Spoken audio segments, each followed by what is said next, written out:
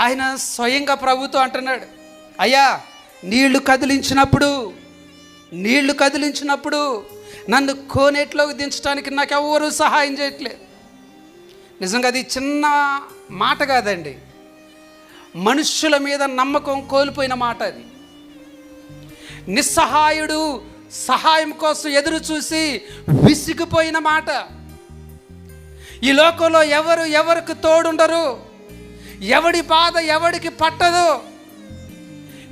ఏదైనా బాధలో, శ్రమలో, కష్టంలో ఉంటే నన్ను ఇట్లా వదిలేసిపోతారు ప్రజలు అనే వాడి యొక్క ఆర్తనాదం.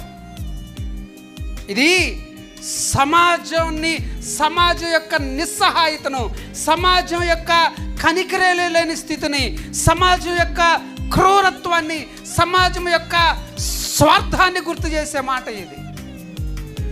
38 సంవత్సరాల్లో సంవత్సరానికి 365 రోజులుంటే ఈ 38 సంవత్సరాల్లో ఎన్ని రోజులు గడిచినాయి? ఇన్ని రోజుల్లో ఒక్కరు కూడా ఆయన మీద కనికరం పడలేదంటే కనికరం లేని సమాజం ఇది. ఒకడి కష్టాన్ని, ఒకడి కన్నీటిని, ఒకడి భయాన్ని, ఒకడి రోదనను అర్థం చేసుకోలేని సమాజం ఇది. మీ అందరినీ ప్రేమతో మనవి చేస్తున్నా, ఎవరో వచ్చి ఏదో చేసి నా జీవితాన్ని ఉద్ధరిస్తారనే ఆశలు ఎవరు పెట్టుకోకండి.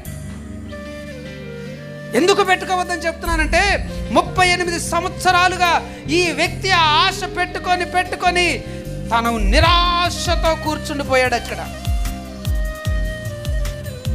మనుషుల వైపు నుంచి ఏ సహాయం రాలేదు, కానీ దేవుని ద్వారా అతను సహాయం వచ్చింది. దేవునికి స్తోత్రం.